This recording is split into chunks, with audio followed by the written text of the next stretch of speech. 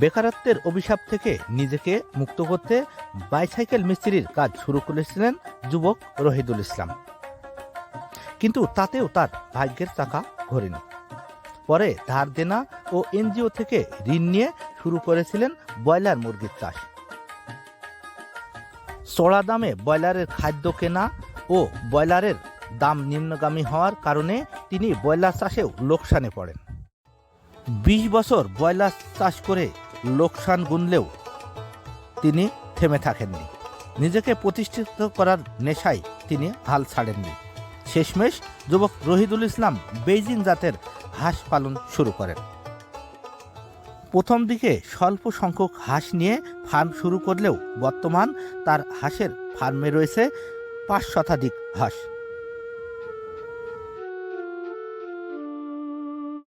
এই খামারের ব্যবসা কত বছর হলো আপনার? আমার ব্রয়লারে বর্তমানে ছিলাম আমি 18-20 বছর ব্রয়লার ছিলাম, যে অনেক টাকা লস খেয়েছি। তারপরে আমি এই হাঁসের বর্তমানে আমি 6 বছর আমার হাঁসের খামারের বয়স। এই যে ক্যাম্বেল হাঁস, এগুলি কি পানি ছাড়াই বাঁচতে পারে? ক্যাম্বেল হাঁসটা আপনার পানি লাগতো, বর্তমানে এই হাঁসটা পানি লাগে না, শুকনো লাগে, কোনো খাল বিল লাগে না। অরিজিনাল চায়না যে পিকনিক স্ট্রাকচার হাঁস, এটা শুকনো অবস্থা আপনার ভালো হয়। বর্তমানে আপনার হাঁসের সংখ্যা কয়টা? এখন বর্তমানে আমার হাঁসের সংখ্যা 400 পিস আছে। 400 পিস। আমরা জানি যে আপনি ডিম থেকে বাচ্চাও ফোটান। জি, আমি ডিম হানে নিজে আমার মেশিন আছে, মেশিন দিয়ে বাচ্চা ফোটাই।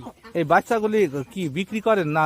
এই বাচ্চা ইউটিউব ফেসবুক ছাড়া আছে, বিভিন্ন নাম্বার দিয়ে আছে। এই নাম্বারের মাধ্যমে যে কোনো 64 জেলায় বাসের মাধ্যমে, ট্রেনের মাধ্যমে, যে কোনো যানবাহনের মাধ্যমে বাচ্চা আমি ছেড়ে দিয়ে থাকি।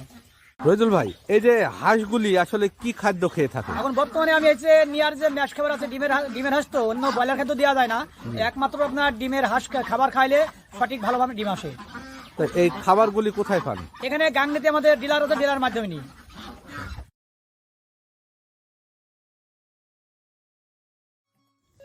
রহিদুল ইসলাম এখন একজন সফল হাঁস খামারি।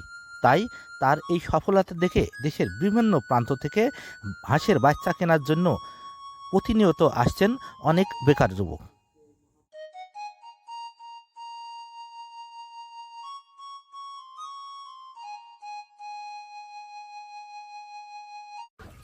আসসালামু আলাইকুম, আমি মোহাম্মদ হেলাল। আমার বাড়ি মেহেরপুর সদর উপজেলার শিশিরপাড়া ট্যাঙ্গারমাটি গ্রামে। আমি বর্তমানে বেকার, তবে একটা হাঁসের খামার দিব এই চিন্তা ভাবনায়। অলরেডি আমার খামার রেডি, খামার প্রস্তুত। আমরা হাঁসের অর্ডার দিয়ে গেছিলাম জহুরুল ভাইয়ের কাছে, তো আজকে আমরা হাঁস ডেলিভারি নেওয়ার জন্য আসছি। আসলে জানলেন কিভাবে যে এখানে হাঁস ফোটানো হয়? আমরা জানলাম, আমরা বেকার তো সবসময় চেষ্টা করতে থাকি কি করব। তো বিভিন্ন দিক থেকে দেখলাম যে হাঁসটা এখনো নতুন, এখনো গ্রামগঞ্জে পোষায়নি। তো সেই করে করলাম কি, একটা পুকুর লিজ নিছি আমরা। আমরা জানতাম না যে এই হাঁসগুলার কিন্তু পানি লাগবে না সেরকম, মানে পানি না থাকলেও হালকা একটা হাউস করে দিলেই হবে। তো প্রথমে আমরা 4.5 বিঘা একটা পুকুর লিজ নিই।